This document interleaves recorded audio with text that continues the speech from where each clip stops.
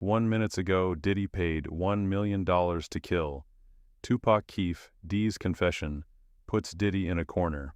For over 3 decades, Sean Diddy Combs reigned as one of the most powerful and charismatic figures in global entertainment. From Harlem streets to the glittering towers of Wall Street, he wasn't just a music mogul, he was an empire.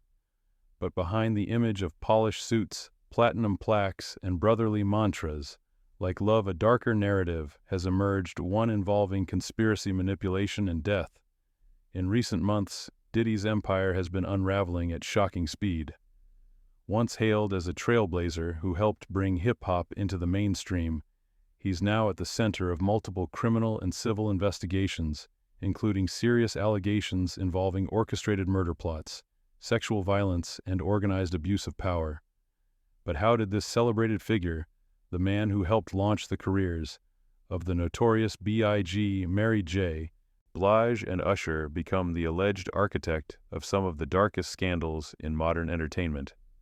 Born in 1969 in Harlem, Sean Combs started from humble beginnings. He interned at Uptown Records in the late 1980s and quickly rose through the ranks, eventually founding his own label, Bad Boy Records, in 1993. It was here that Combs found Christopher Wallace, better known as the notorious B.I.G., and helped elevate him into a global icon. Under Combs' leadership, Bad Boy Records became a cultural phenomenon. He wasn't just producing hits, he was reshaping black identity in the 1990s, fusing high fashion, high art, and hardcore street music into a marketable lifestyle. Puff Daddy, as he was then known, was everywhere in music videos, television, fashion runways, and political campaigns. But early whispers already questioned his motives. Was his influence truly rooted in artistry, or was it a dangerous addiction to control and attention? The 1997 murder of Biggie Smalls, his best friend, protege, and flagship artist, was a national tragedy. Diddy, who was in the car behind Biggie when he was gunned down in Los Angeles, released the now famous tribute, "I'll Be Missing You." It topped charts and earned him Grammy Awards. But even then, some in the industry whispered, was this mourning or masterful branding? Diddy's career exploded after Biggie's death. His debut album, No Way Out, sold millions. Suddenly, the man who lost everything was gaining more than ever before. Critics began to ask, did Diddy leverage his friend's death to further his own fame? Former insiders now allege that Biggie had been planning to leave Bad Boy Records before his death. Could this have played a role in the fatal events that unfolded that night? Combs cultivated an image of brother love, a benevolent spiritual leader who wanted to uplift black voices. But ex-staffers, former artists, and bodyguards now paint a much more sinister portrait. According to John Deal, Biggie's former bodyguard, Diddy was hyper-controlling, obsessed with being in every shot, on every magazine cover, every red carpet. Being around him was like living in a circus, Deal said. And Diddy was always the ringmaster. Former Bad Boy artists allege that Combs exploited them financially, trapping them in long-term contracts, taking publishing rights, and using threats to ensure silence. When Diddy recently made headlines for offering to return artist royalties, it was revealed he had attached ironclad non-disclosure agreements, banning them from ever speaking about him publicly. So was this generosity or a desperate legal move? In 2023, singer Cassie Ventura, Diddy's former girlfriend of over a decade, filed a bombshell lawsuit alleging a decade-long pattern of physical abuse, sexual coercion, and human trafficking. The case was quietly settled just 24 hours after it became public, but it opened the floodgates. More women, men, and ex-colleagues began to come forward. Allegations surfaced of Diddy threatening to bomb a car, assaulting former employees, and even orchestrating revenge campaigns. One former employee simply said, "When you crossed him, you disappeared." Could Cassie's bravery have opened the door to decades of hidden abuse, finally being brought into the light? While Biggie's death brought Combs fame, Tupac Shakur's murder in 1996 is now being tied back to him in even more direct ways. In 2023, a former Crips gang member, Dwayne Keefe D. Davis, was arrested for allegedly ordering the hit on Tupac. During interrogation and in multiple interviews before his arrest, Davis directly implicated Sean Combs, stating that Diddy offered $1 million to have Tupac and Death Row CEO Suge Knight killed. Davis claims that Combs backed out of the deal, but the hit was already in motion. Tupac was shot 4 times in Las Vegas and died 6 days later. Authorities long claimed the case was cold, but Davis's detailed confessions have reignited the fire. Now Tupac's family has hired high-powered attorney Alex Spiro to investigate Combs' involvement. Is it coincidence that both of hip-hop's greatest voices, Tupac and Biggie, were silenced at the height of their careers, while Diddy walked away richer every time? To many, Diddy symbolized opportunity and success for Black America. He launched Black brands. He threw the first televised all-black fashion show. He was embraced by Obama-era progressives and hip-hop's elite. But now a reckoning is underway. Former label mate Freddie P. publicly called out the hypocrisy, saying, "All I did was tell my story. Why does that make me the enemy of the culture?" As more allegations surface, from industry blackballing to illegal surveillance to violent threats, the myth of brother love is crumbling. And that leaves the biggest question of all: was Diddy ever the genius we thought, or just the last man standing in a house built on silent secrets and blood? In the golden era of 1990s hip-hop, Tupac Shakur and Christopher Wallace. The Notorious B.I.G. were more than rap legends, they were friends. But within just a few years, the pair went from sharing stages to trading death threats in diss tracks, culminating in a cycle of violence that ended with both artists murdered still in their 20s. Behind the scenes, however, many allege that the true orchestrator of the chaos wasn't either rapper, but the man in the middle, Sean Diddy Combs. Long before headlines screamed East Coast versus West Coast, Tupac and Biggie were collaborators and companions. Tupac, already a star on the West Coast, would let Biggie crash at his LA home. He even invited Biggie on stage, mentoring him at the early stages of his career. By all accounts, their relationship was real. But everything shifted the moment Tupac was shot 5 times in the lobby of Quad Recording Studios in New York City on November 30, 1994. What was supposed to be a routine studio session turned into a violent ambush. Tupac survived, but felt deeply betrayed. Why? Because Bad Boy Records' top artists, including Biggie, were upstairs when the attack happened. Tupac believed they knew, or at the very least could have warned him. The official narrative was that Tupac was the victim of a botched robbery, but the intensity of the shooting, 5 bullets, including one to the head, suggested something more personal. What made things worse? Just weeks later, Biggie released Who Shot Ya, a song Tupac took as a taunt. The lyrics didn't mention Tupac by name, but the timing and tone were chilling. East Coast bad boys, who shot ya, separate the weak from the obsolete. Why would Biggie, who allegedly had no part in the shooting, release a song that seemed to mock a recovering friend? Some say he didn't choose to. According to John Deal, a former Bad Boy bodyguard, the track had been shelved because of its violent tone. But once Tupac was shot, Diddy allegedly pushed for its release, knowing it would ignite controversy and boost sales. Was it a marketing tactic or a move to solidify Bad Boy's dominance by humiliating Tupac? Industry insiders later described Diddy as obsessed with Tupac. According to former security staff, he copied Tupac's fashion, mimicked his charisma, and even pursued the same women Tupac dated, including Kim Porter and Sarah Chapman.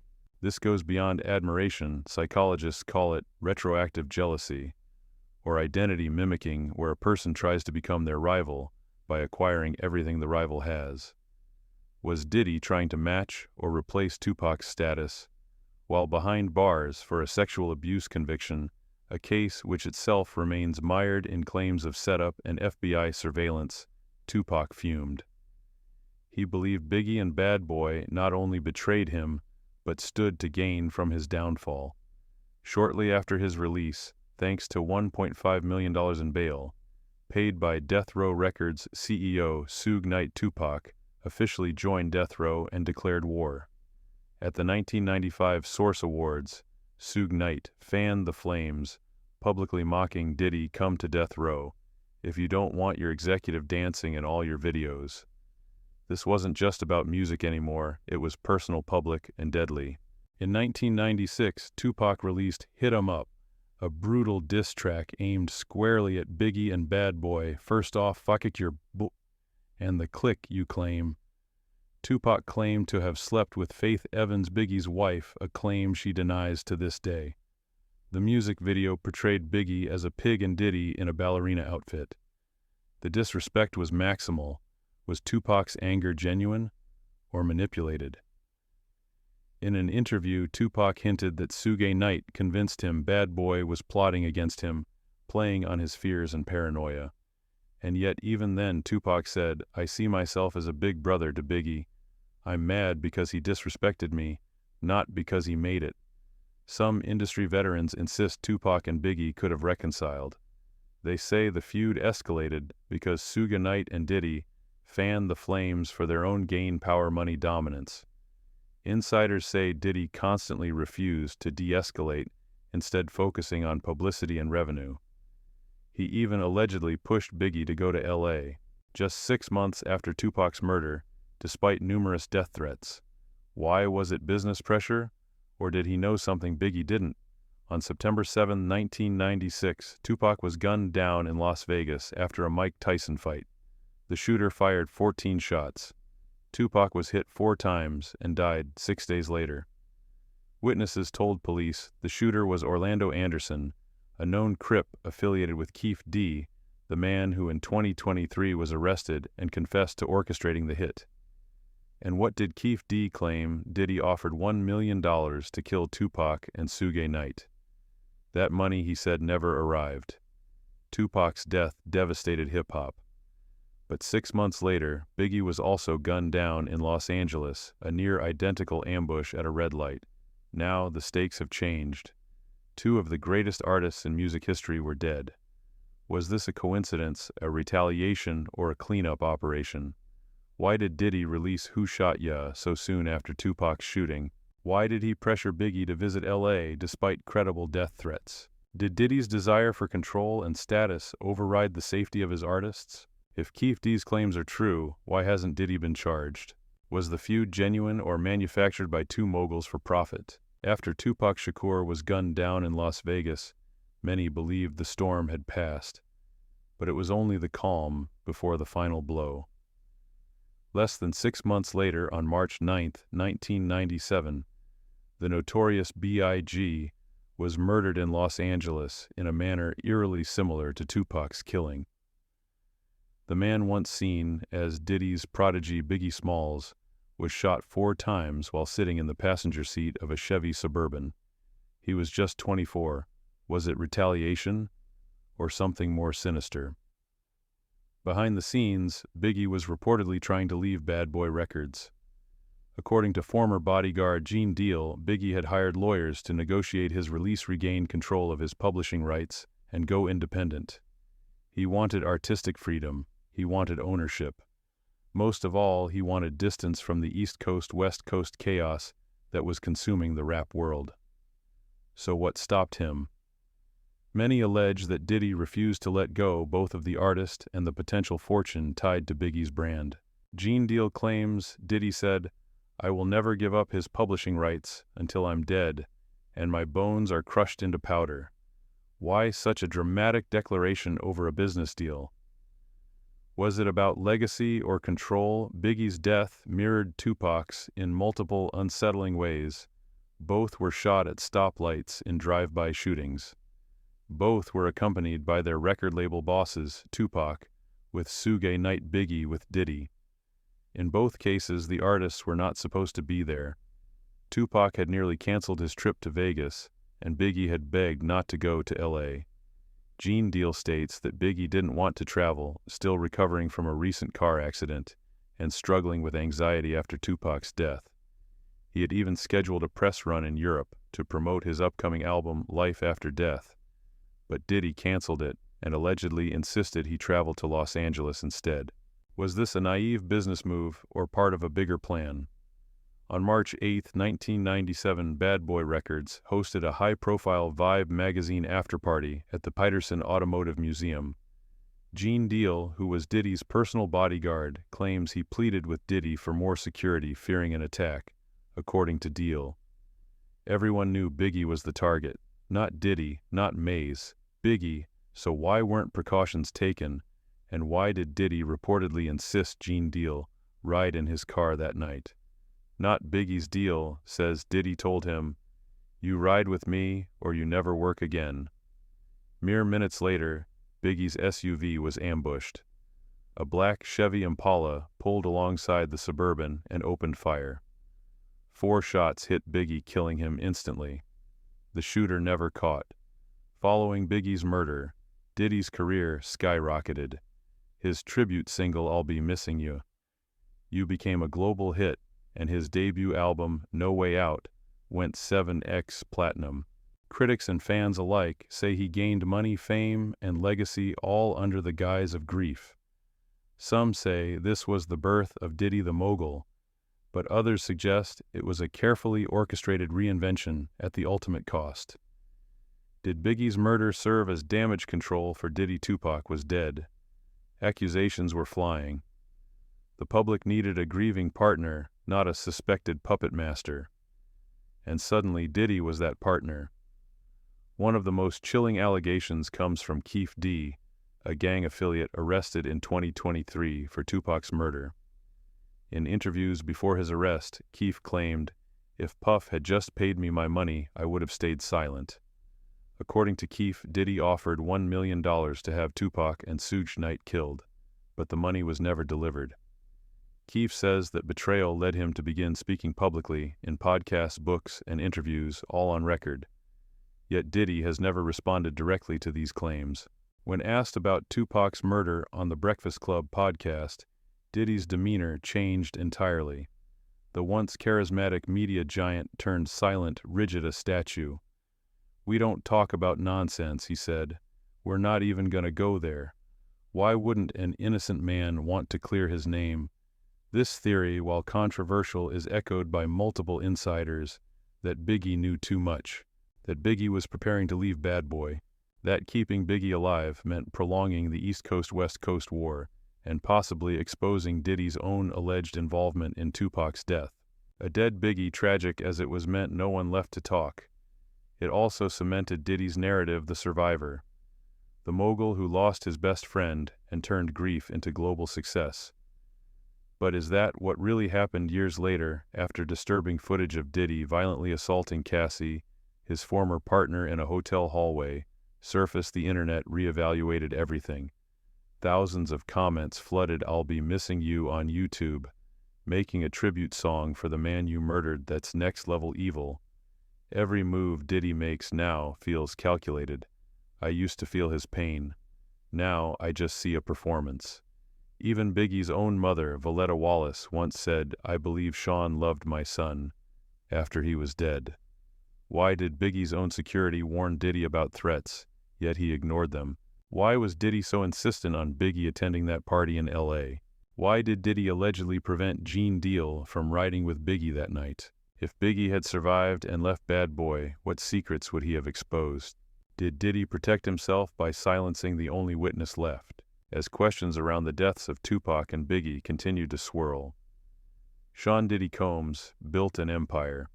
From music to fashion to liquor brands, Diddy branded himself as the face of black excellence, wealth, and resilience.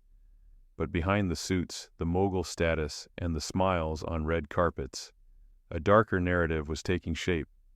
One of manipulation, silence, and alleged abuse that would take decades to surface.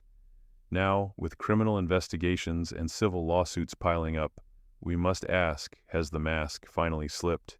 Diddy's public persona shifted many times, from Puff Daddy to P. Diddy, and later to Brother Love. Each reinvention was marked by a new sound, a new business venture, or a public tragedy. but those close to him allege a consistent pattern of manipulation and control behind the scenes. Former Bad Boy artists, employees, and insiders began to speak out, many after Cassie Ventura, Diddy's longtime partner, filed a bombshell lawsuit in late 2023, alleging years of sexual abuse, human trafficking, drugging, and physical violence. The case was settled within 24 hours.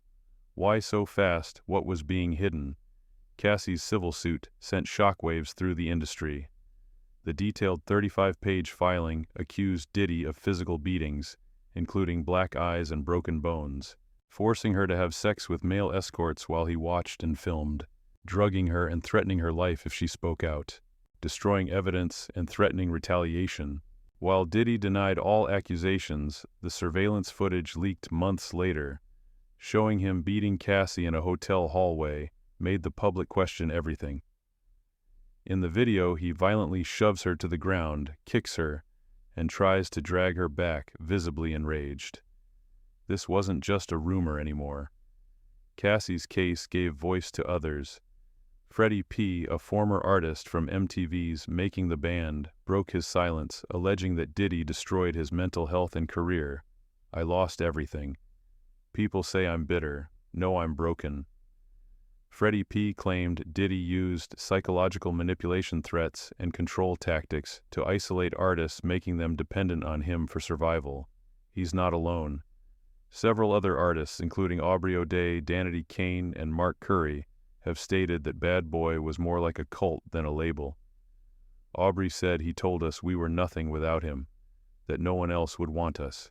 This is perhaps one of the most chilling questions. Where are they? Total disbanded. 1 in 12 disbanded. Loon went to prison, converted to Islam, later denounced the industry.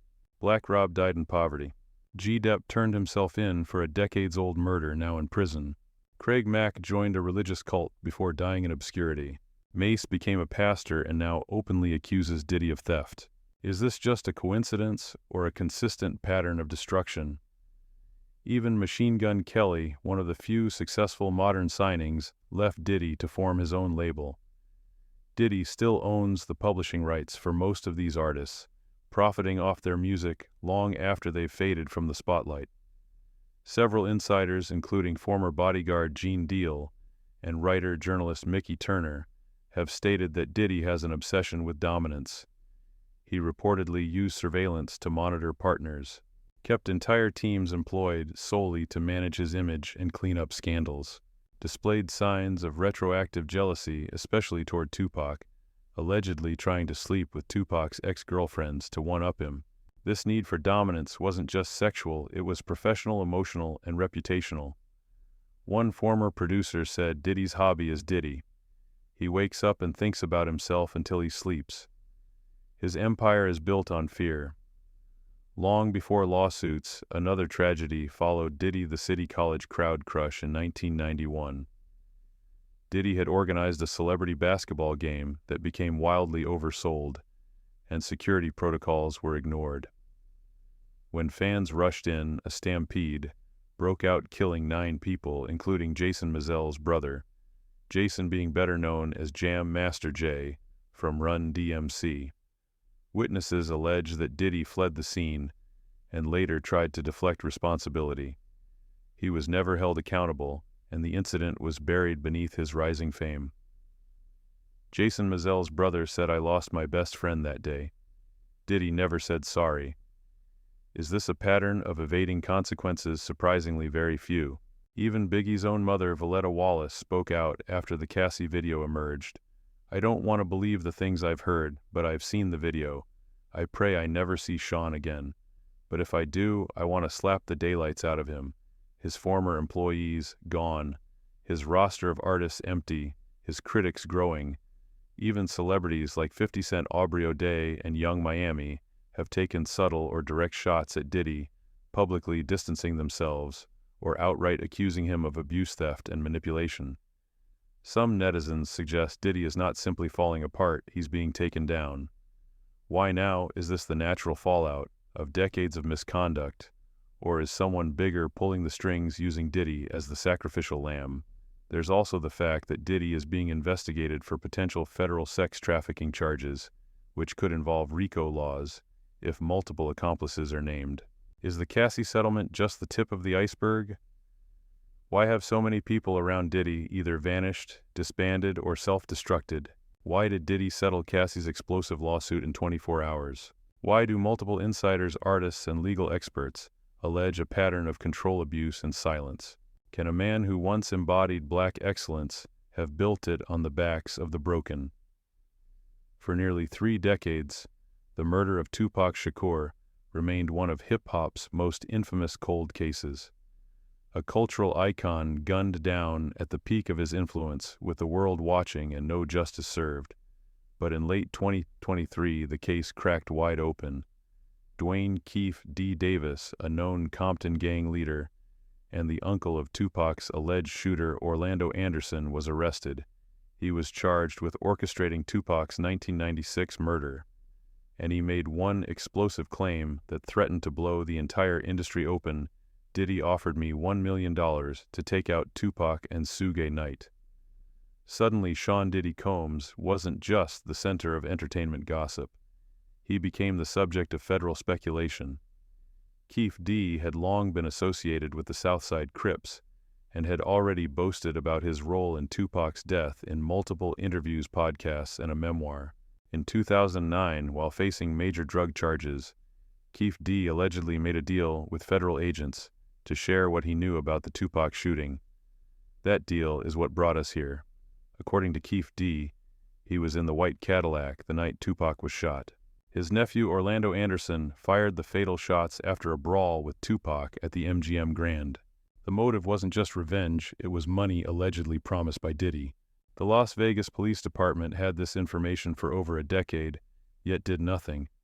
Why and who was protecting who? Keefe D's statements point directly to Diddy as the mastermind who placed $1 million bounty on Tupac's head, and possibly Suge Knight's too. In his interviews, Keefe D says, Puff was scared. He told me, handle that business for me. I'll give you $1 million. I never got paid, man. But that's how it went down. He even claimed he attended Diddy's Hollywood Walk of Fame ceremony, hoping to confront him and collect. But Diddy was never questioned by police. No charges were filed. Keefe D's words alone, without hard proof, weren't enough. Yet public interest reignited. Because if what Keefe said is true, what would Diddy gain? Remove Tupac, the biggest threat to his top artist Biggie. Eliminate the West Coast leader Suge Knight, who was rumored to have violent beef with Diddy. Cement Bad Boy Records as the top label in hip-hop. And then 6 months after Tupac's murder, Biggie is killed too. Diddy has always publicly denied involvement in Tupac's murder. On The Breakfast Club, he called the allegations nonsense and refused to discuss them further, but critics pointed to his body language, a frozen expression, nervous pen movements, and wondered if he's innocent, why not defend himself louder? Former bodyguard Gene Deal claims Diddy told him during the East Coast-West Coast War, I don't care if Pac gotta die. I don't care if Big gotta die. Something's gotta change. That quote has been burned into Reddit threads, YouTube comment sections, and court documents. Meanwhile, Tupac's family has hired celebrity attorney Alex Spiro, known for representing Elon Musk, Jay-Z, and Megan Thee Stallion, to investigate Diddy's alleged role in the murder. This is no longer internet lore. It's a real legal pursuit. As Keefe D awaits trial, the world watches closely. There's no direct evidence linking Diddy to payment, no cash trail, no written contract. But the pattern of people around Diddy dying, disappearing, or being silenced raises questions. Biggie's death remains unsolved.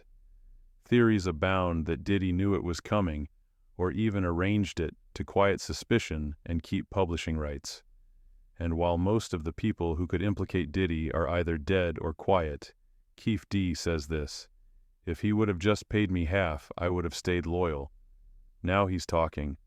Why was Diddy's name mentioned so many times over the years, yet never investigated? If Keefe D is lying, what would he gain from dragging Diddy down now?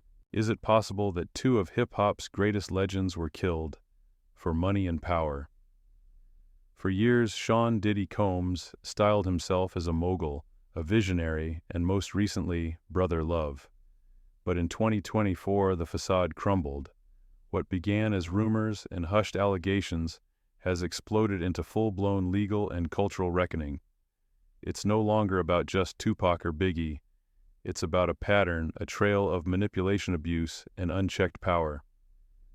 The reckoning began when singer Cassie Cassandra Ventura, Diddy's former partner, filed a civil lawsuit in late 2023 alleging rape, sex trafficking, and years of physical abuse. The lawsuit was settled in just one day, but it opened the floodgates. In the months that followed, multiple accusers came forward with similar allegations. Federal agents raided Diddy's homes in Los Angeles and Miami in early 2024. Investigations into sex trafficking, drug distribution, and gun violations began. Sources close to the Department of Homeland Security confirmed that Diddy is a person of interest in a multi-state criminal probe. His private jets, phones, and financial records are under scrutiny. The entertainment world, once Diddy's stage, began turning on him. His brother love persona was mocked as manipulative PR. Brands like Ciroc and Revolt began distancing themselves. Former artists, producers, and even security guards publicly condemned his behavior. His ex-artist Freddie P. said, "This ain't revenge. This is the truth. He's always had too much power and no accountability." And Biggie's mother, Valletta Wallace, once silent, spoke out. After the Cassie assault video surfaced, "If I see him, I want to slap the daylights out of him." Once seen as a pioneer who helped bring hip-hop into the mainstream, Diddy's legacy now hangs in limbo. Yes, he launched careers, he changed music, but at what cost? Behind the chart-topping hits and lavish lifestyles was allegedly a man obsessed with control, fame, and dominance. Former insiders say everything in Diddy's world revolved around Diddy. The artists he elevated most left him disillusioned. The deals he made, often laced with NDAs and exploitative terms. His love for Biggie now viewed through a darker, opportunistic lens. For victims both known and unnamed, justice may finally be on the horizon. But the process is slow. Civil suits take years. Criminal charges require evidence, and Diddy, with his billions and influence, is still fighting back. Yet the cultural tide is shifting. As more people speak, silence loses power. Tupac once said, "I believe in karma. What you do, bad comes back to you." After decades of silence, fear, and conspiracy, it seems karma may finally be calling on Diddy.